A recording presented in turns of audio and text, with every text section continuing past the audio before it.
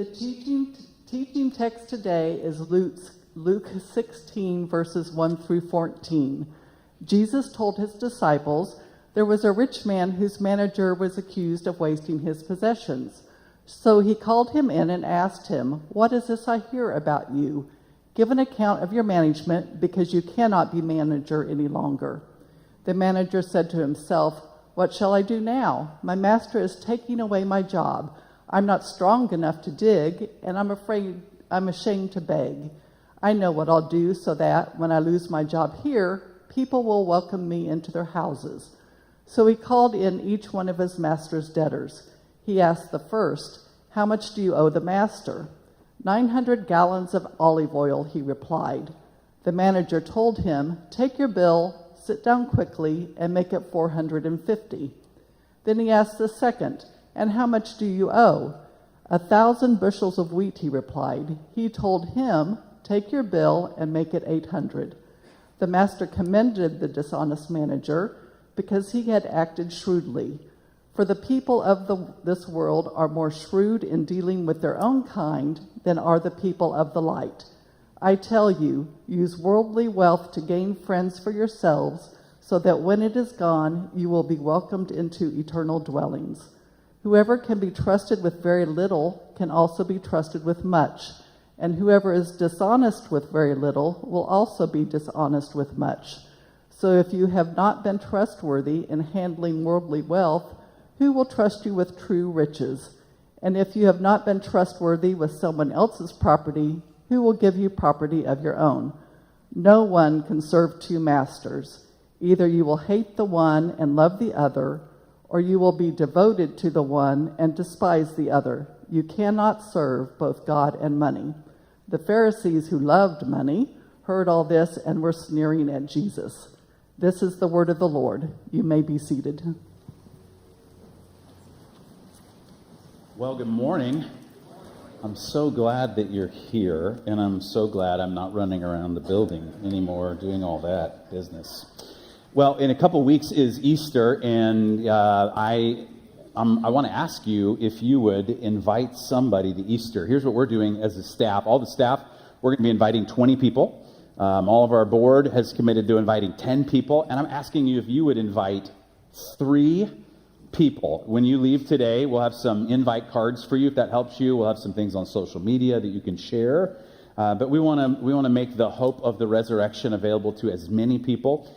There's a website, easterforwichita.com. You'll even see some billboards with that graphic on it in the city downtown here as well. But we want to make Easter a possibility for as many people in our city as we possibly can. So thank you in advance for doing that. Well, we're in this series, and we're talking about the God that Jesus reveals, the God that you wish that you knew. I was listening the other day to a podcast with someone who would be considered a futurist. A futurist is a person who thinks about what might be happening, what might be coming. And they referenced that there were 3, I'm going to call them disruptions that are happening in our culture right now that's making everyone feel kind of anxious. The first thing they referenced is AI. I understand many of you maybe don't know artificial intelligence. I don't know enough about it to talk very, very intelligently about it. But the people who know say this is going to be one of the great shifts in our culture. Do you remember what it was like before you had a cell phone everywhere you went? Do you remember this? It's kind of going to be, they say, even bigger than the shift that went from, before we had cell phones to now having cell phones. But it's what they're saying is it's going to disrupt industries. So if you're in medicine, it could potentially disrupt your job. If you're in accounting, it could potentially disrupt your job. I've got some pictures. Some of you may say, well, it's not that big a deal. That what AI can create. So you just give it a few prompts. You say, hey, give me a picture of. And so I've got some pictures, and you're going to think someone took these photos. Throw that next one up there. Do you see those? Someone put in a prompt in a computer and said, give me pictures, and they described what they're looking for. That's what you got. Next one. Someone put this, you think someone took these pictures? They look amazing, don't they? The detail, the lighting, the shadowing. How beautiful is that? Someone on a computer, give me detailed pictures of hands. So they're saying that this is going to disrupt everything. You can create videos now where you can put someone else's face on the video, and it's really hard to tell. Something's happening. Second thing they mention is the fertility rates in really across the world. I've got a graph here for you of the fertility rates around the globe, and you can see that it's been going down. The replacement rate is 2.1 births per woman, and you can see that we are on track to be below that. Now, maybe you don't know what the birth rate is in the United States of America. Do you know what it is? 1.62. All kinds of prognosticators have said, well, we're not quite sure why this is happening, but one of the kind of collective understandings about why that might be happening is people say, well, I think people have a sense of despair about what's going to come in the world, and they don't have the hope that this would be a good world to bring kids into, and so they're deciding not to bring kids into the world. So with technology, what we're saying about our technology is almost that technology is greater than people. And then when you talk about fertility rates around the globe, there's this global kind of sense of despair that seems to be setting in. And then here's the third one. This doesn't affect everybody in the room, but everybody will be affected in an odd way, is the price of a home. What the prognosticators are saying is, listen, if you're in Gen Z, good luck buying a home. I understand some of you a couple generations ahead of that, you may look around and go, well, what was the deal? You know, I had a job, and then I went and I bought a house, and what's the big deal? Why can't people just work hard enough to afford a home? Why can't they do what we did? Well, the wages have not kept up. The house prices have skyrocketed. The interest rates are through the roof. And so there's all these disparities taking place in our culture economically. So the rich are getting richer, and the middle class are staying more middle class, and the poor are not getting much better off. There's all these disruptions that are happening in our world at the moment, and what do? I want to suggest to you that in times of great disruption, we need what the book of Chronicles in the Old Testament said. We need people who understand. In Chronicles, there were people who understood the times and knew what should be done. People who are, and Jesus used this word in this parable we just read from Luke 16, people who are shrewd. Can you turn to your neighbor and just say, I think you're pretty shrewd? What is shrewd? Some of you are like, I'm not sure. What is shrewd? Here's what shrewd is. Shrewd is a sense of understanding about what's happening, and at the same time knowing how to act. We need people who are shrewd. Now, we're in this series. We're exploring what Jesus reveals to us about God. So what we've been trying to say in this series is when you see Jesus, you see what God is like. And here's my question that we're going to unpack during our time here together this morning. It's this: what if you could understand what God understands? Try a thought experiment with me for a second. Take the most successful person that you know that is in your field, your line of work, your business, whatever it is that you do, education, whatever it might be, and the most successful person that you can think of. And what if you could understand all that they understand that allows them to operate at the level that they operate? You go to conferences, don't you, to go hear somebody, and you listen to someone who's successful, and they say, well, I do this, I think this way. How, if you could do that, how would that change your view on your problems and your hopes? Now, what's my point behind this? Is there anyone who is more successful than God? Kind of goes with the title, doesn't it? I'm God, I'm successful. And here's Jesus. He's going to give us one of the parables. And when I studied this parable, I was kind of scared because this is one of maybe Jesus' most confusing parables. But the more I dug into it, the more I realized there's an insight here that you and I need to know, that Jesus reveals to us a God who is shrewd, who understands and knows how to act. So here's what we're going to do this morning.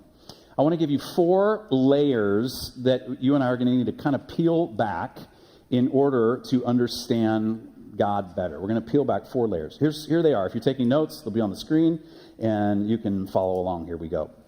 Here's the first layer. You and I have to understand how it is that God defines what's wrong with the world. Sitting at Starbucks this week, schedule got a little messed up, and I was working on my message on, I think, Wednesday morning, and I overhear the baristas around the corner, and they're talking about someone they work with, and they're talking about a difficult situation, and they said this phrase, and they said, and that is what's wrong with the world? Raise your hand if you've ever said that phrase or you've wondered that. What is wrong with the world? What are the explanatory options? Because that's a very common question. We think it's other people. We think it's self-centered people. Maybe we think it's the power structures. It's the people with money, or it's the people who have political power, or maybe it's people with bad character who are in leadership. We've built all these wells in Malawi, Africa, one of the 10 poorest countries in the world. And if you know anything about developing countries like that, what you discover pretty quickly is that one of the reasons they are in that situation globally, applies to virtually any country in that kind of scenario, is there's corrupt leadership. So aid goes in. Now, we've made sure this doesn't happen with these wells, but large amounts of aid will go in, and those leaders will take that for themselves. There's corrupt leadership. Maybe that's what's wrong with the world. Or maybe you think the problem with the world is ideological. It's people who don't see it like you do. Frankly, we all believe we're right. Isn't that correct? Right? Turn to your neighbor and say, I'm righter than you. That's bad grammar, but just tell them that. I'm righter than you. Here's what we usually never say, never admit about what is wrong with the world. You know what the problem never is? It's never me. It's always somebody else that's the problem. That's what's wrong with the world. Aristotle, who was one of the great philosophers of all human history, he had what he called in the about 300 BC, what he called the 4 cardinal virtues. I'm going to put it on the screen. If you were to Google these, this is what would come up. So I gave, even in the Greek, what he called these. These are the 4 cardinal virtues. He said, a good person needs these virtues in their life. First one is wisdom, and then justice and virtue. Actually, these first 2 words here are 2 words that Jesus uses in this parable. And then he says that you need self-control, and you need what he calls fortitude or courage. So here's what Aristotle would say about what's wrong with the world. He would say, well, what's wrong is people haven't cultivated the kind of inner world that builds a character that's wise and full of virtue and has self-control and has courage. And so if you were to sit down at coffee with Aristotle this week, he would look at you and he would ask you some questions. And then he would say, well, you're missing this and this. And so I'll tell you what's wrong with the world. It's kind of your fault. The Bible paints the Bible's word for what's wrong with the world is very similar to that. You know the word, it's 3 letters. The word is sin. And in the original language, it's a term from archery that means to miss the mark. When the Bible paints the picture of what's wrong with the world, it says, here's what's wrong with the world, is that we miss the mark fundamentally of 2 things. Love for God and love for our neighbor. That does not mean emotion that I feel or feelings that I have about God, or emotion that I feel, or feelings that I feel about my neighbor.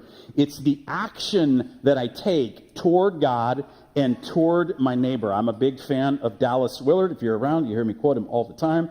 I love his definition of what love is. I'm going to put it on the screen for you. This is what he says. Love is the genuine inner readiness and longing to secure the good of others. We miss that mark.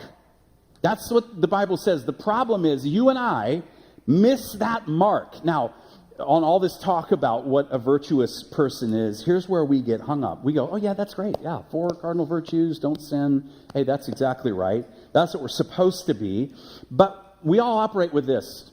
Doesn't matter where you come from, what your background is. You think this. You go, well, that might be what it's supposed to be.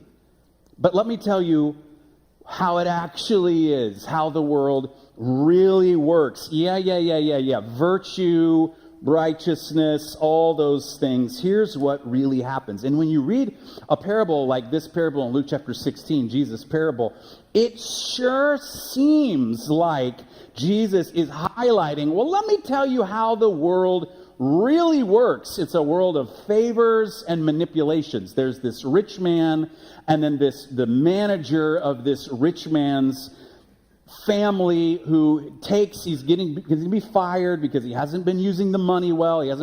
His job performance is low, and the rich man hears about it, and he comes, he says, listen, you're out, buddy. I'm sorry. We've talked about this. You're done. And the rich man says, I don't know what I'm going to do. Or the manager says, I don't know what I'm going to do. And says, aha, I know what I'm going to do. And so he goes to the creditors and he says, you owe how much? I'll make it this. You owe how much? Oh, make it this. And so the rich man comes back, and he just kind of, you can almost hear him.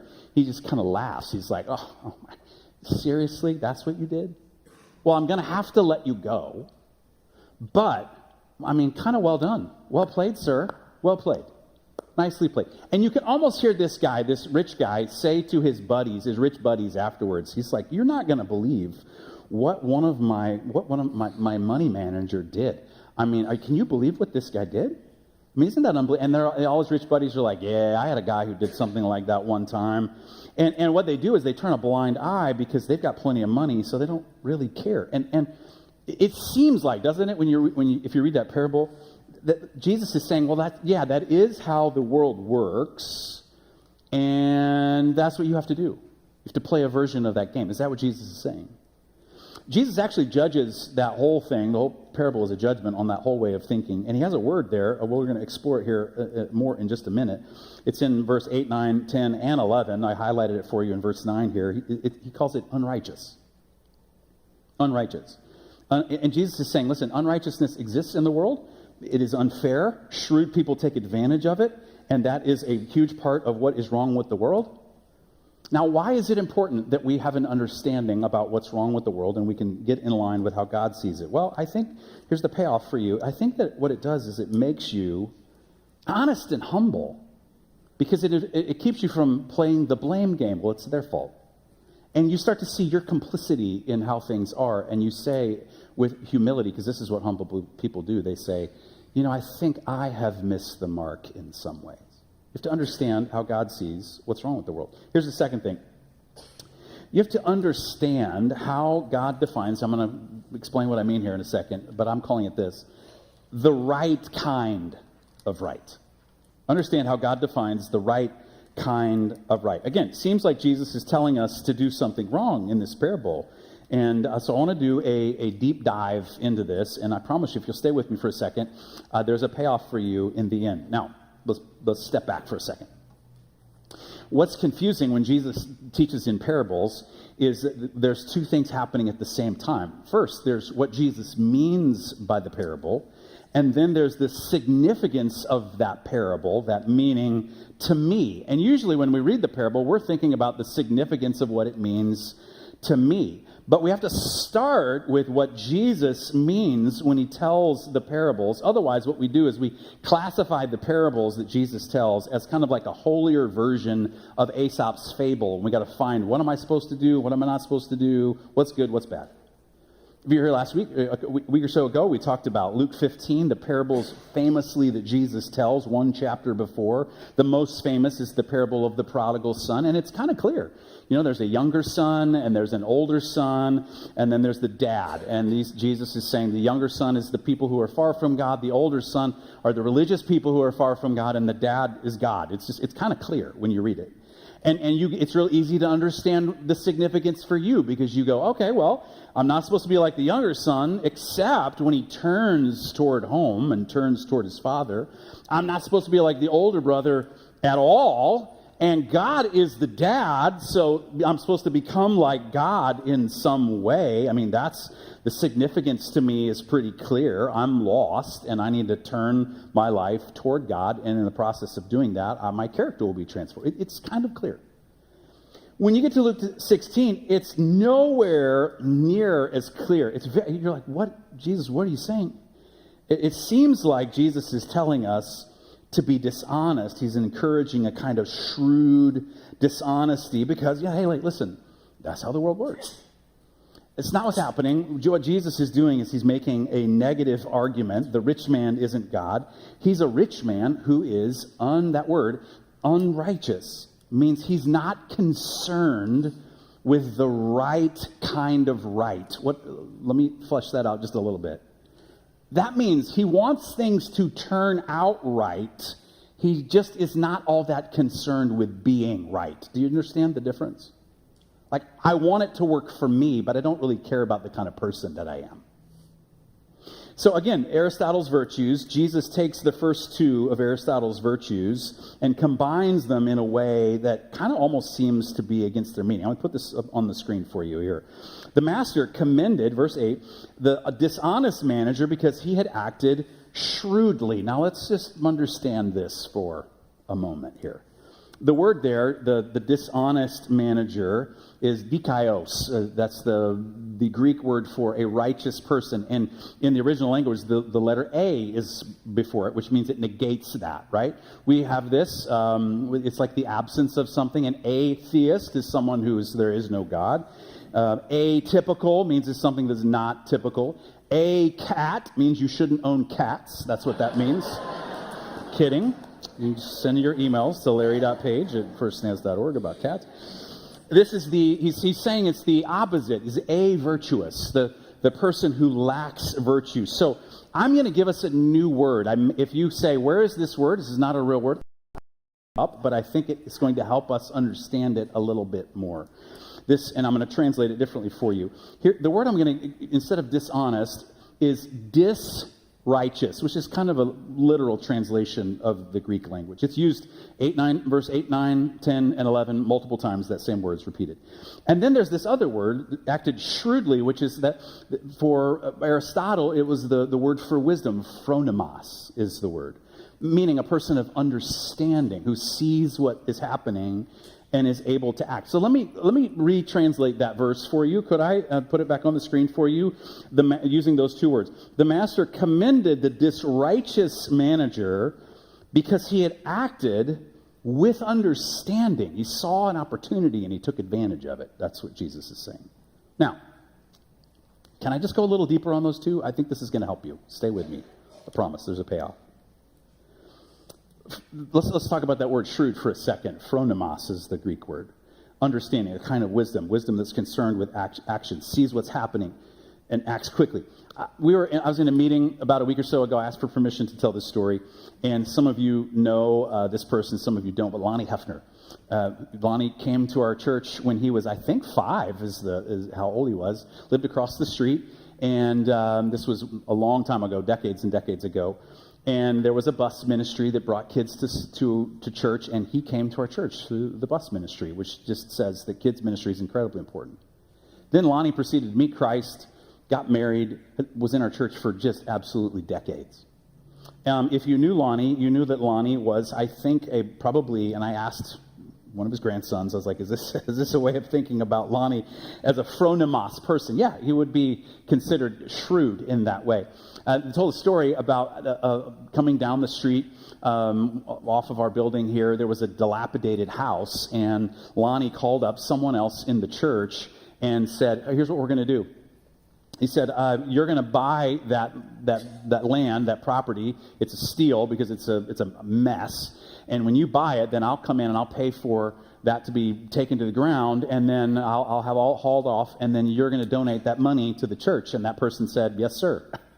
Because that's what you did with Lonnie. Lonnie was phronimos. He saw an opportunity. He understood what needed to happen, and he made it happen. Listen, if you are hiring somebody, you actually want that person to be phronimos. You want them to see what needs to happen and then act. They understand what's going on, and they understand what needs to happen. And this is why Jesus commends the man, because that's actually a positive quality, to see the world that way. Then there's that second word, righteousness. Let me explore the positive version of that. This is the righteous person. This is the ethical person. This is the integrous person, but in a very specific way. Now, let me parse this out for you. One of the best places that you can see the meaning of this dikaiosune word is in the book of Proverbs. I'm going to give you a couple verses to help you get the sense of it. Here's Proverbs chapter 14, verse 34. The writer says, righteousness, that's that word right there, exalts a nation, but sin condemns any people. Now, here's what modern Western people like you and I think when we read that. And isn't it true that maybe our day has never been more concerned with righteousness, meaning who is right? We have drawn sides on righteousness, have we not? Here's what we assume. We assume, I see what the writer is saying. The writer is saying that we need more moral people who do what's good. They either they are their own moral code or they adhere to the rule of law. And here's what that creates, if that's all you think righteousness is creates people who are concerned with themselves and their own purity and their own lack of stain. Like, I'm righteous. I have it together. I'm the right kind of person. Now, I'm not trying to tell you it does not mean that you don't have a personal moral code. It does reference a moral code, but it's a moral code that means you always do what you can to do right by other people. A righteous person is not just concerned about my own purity. It's the kind of person who makes sure other people are not violated or stained. Here's how an Old Testament scholar by the name of Bruce Waltke talked about righteousness in the Proverbs. I'm going to put this on the screen for you. The righteous person in Proverbs, the righteous are willing to disadvantage themselves to advantage the community. The wicked, which is another category in the Proverbs, are willing to disadvantage the community to advantage themselves. Some of you right now are naming in your mind some wicked people that you know, are you not? I know someone just like that. Here's how Tim Keller explains this. Let me read this to you. Most people think of wickedness as disobeying the Ten Commandments or as actively breaking the law by lying or committing adultery. And those things are, of course, wicked. But lying and adultery are best understood as the visible tip of the iceberg of wickedness. Listen to what he says. Below the surface, less visible but no less wicked, are things like not feeding the poor when we had the power to do so, or taking so much income out of the business we own that our employees are paid poorly, or shoveling snow from our own driveway without even thinking to do the same for our elderly neighbors. In all these ways, we disadvantage others by advantaging ourselves. Let me go a little deeper. Stay with me. Proverbs 11, verse 10 says, when the righteous prosper, the city rejoices. Now, again, we interpret that through a modern Western way of thinking and individualism and moral codes. And here's what we think that means. I see. So what that means is when I make a lot of money, God's going to make it so that everybody is happy that I now have a lot of money. And they're going to look at me and go, well, you earned it.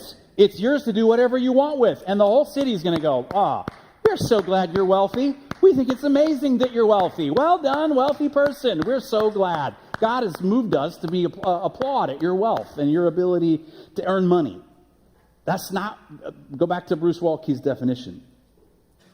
Because that's not what they do. That's not what it means. It's because you're the kind of person who does what is right by people, and you have a reputation for doing that over and over again. When you prosper, everyone says, this is fantastic. He has more money. She has more money. That means this is going to get better because he cares about our community. She cares about our community. He's willing, and he's proven it, that he's willing to disadvantage himself for the sake of our community. Hallelujah that you sent that money to that person, God. We bless you. We don't even believe in you, but thank you for sending someone like that to our community who will use their resources for the betterment of our community. This is the right kind of right. Are you with me so far? We even have words for this. We say that a righteous person is a good person. What do we mean when we say that? What we mean is they don't do people wrong. They don't take advantage of other people. Now, listen. This doesn't mean that you don't hold people accountable that work for you. This doesn't mean that you do whatever you want. It just means that you are somebody who looks out for other people. That's what a good person is. And the parable is clearly painting a picture of someone who is the rich man is a disrighteous person. He's not our example. He's not an example of God. Now, all that to say, here's the question and then the payoff for you. It is worth you pausing and asking, am I a righteous person? Do I disadvantage myself so that other people can be advantaged? Is that me? And here's the payoff for you. You can be a righteous person this week.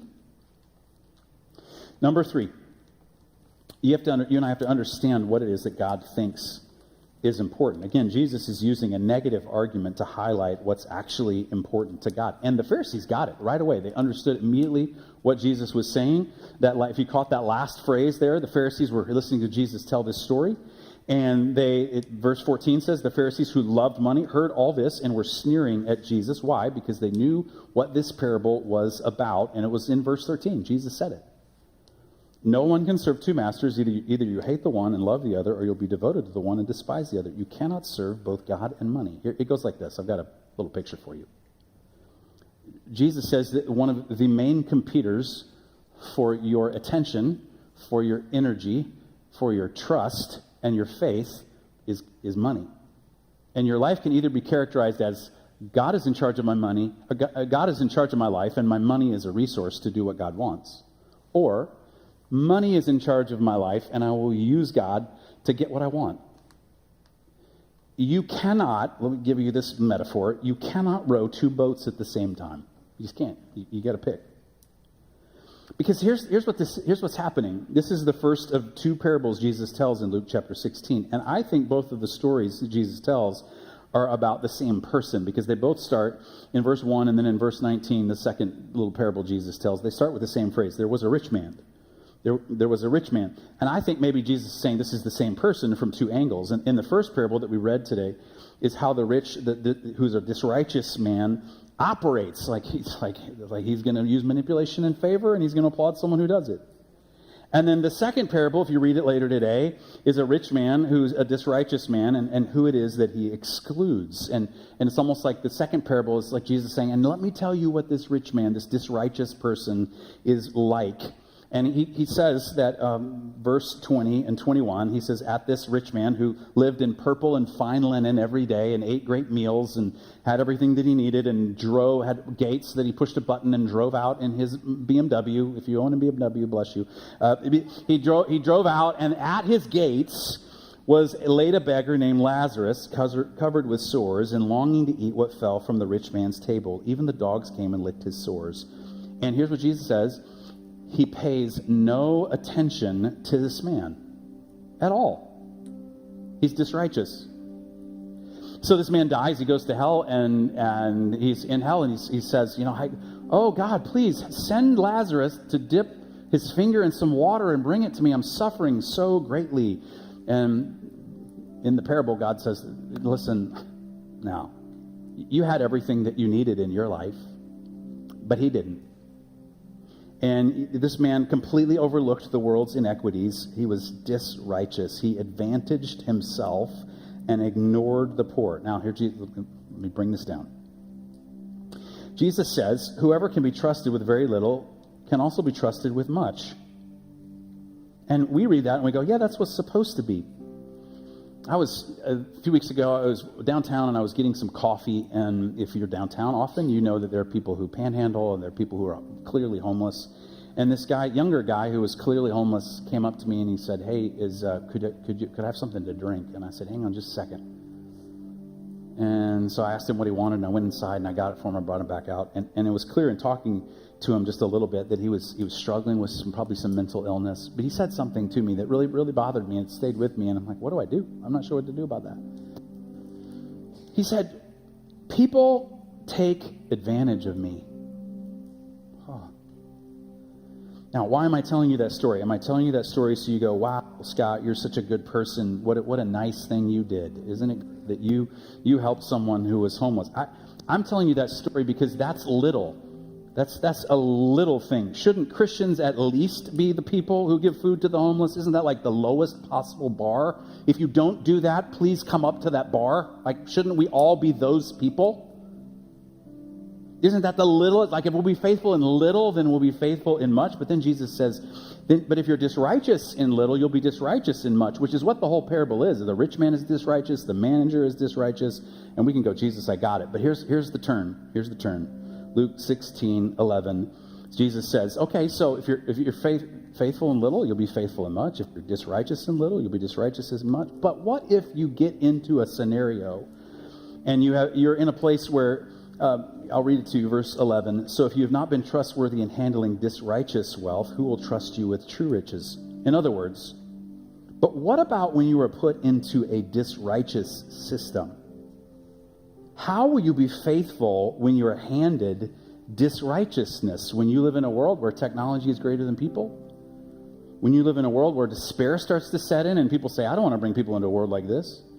When there are disparities in income and so you can't get ahead. When you work for somebody who cuts corners, in other words, the world that we live in. Are you following?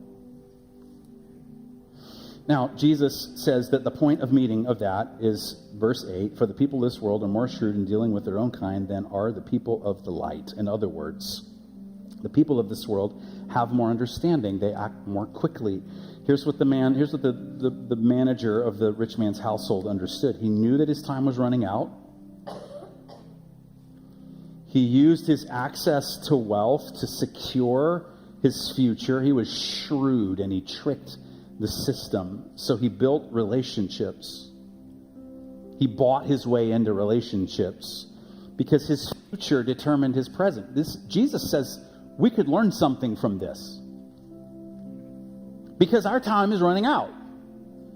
And what are we going to do with the resources that we have been given? We're to use our wealth to secure our future. We're to trick the system. We're to be shrewd and trick the system. So we invest our money in building relationships and investing in people because that is who is important to God. That's what we're to do with our money. Otherwise, we're serving our money.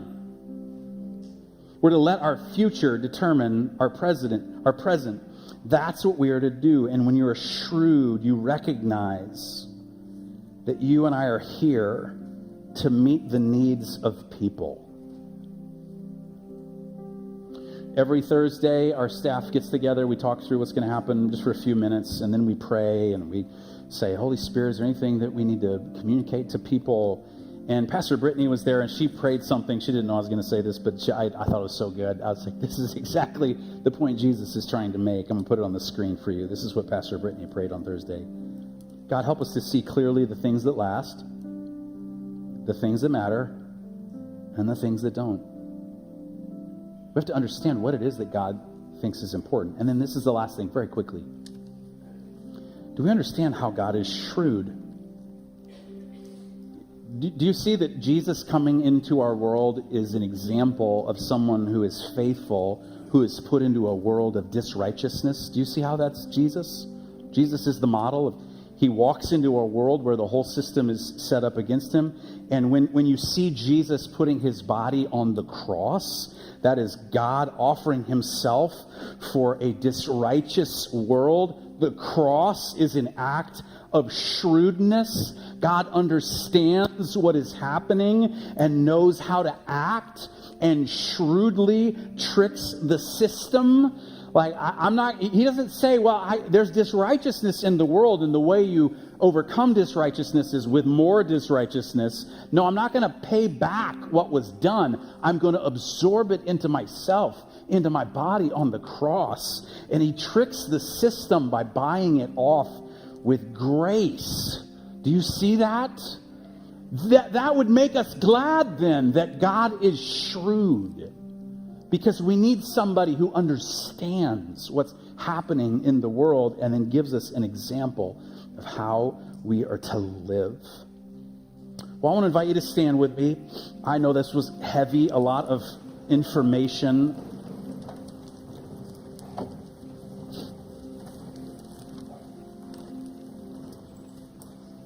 I would invite you to close your eyes, bow your head, have your own personal moment with God. And I just want to ask you a few questions that you can pray your way through.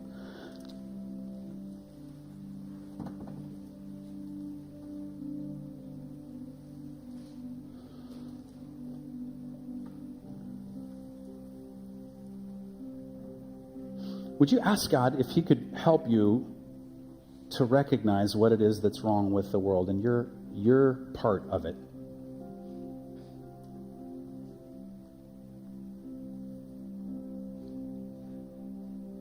Lord, give us the courage to see where we've fallen short. And then ask God to help you understand the right kind of right, to become the kind of righteous person who looks out for other people.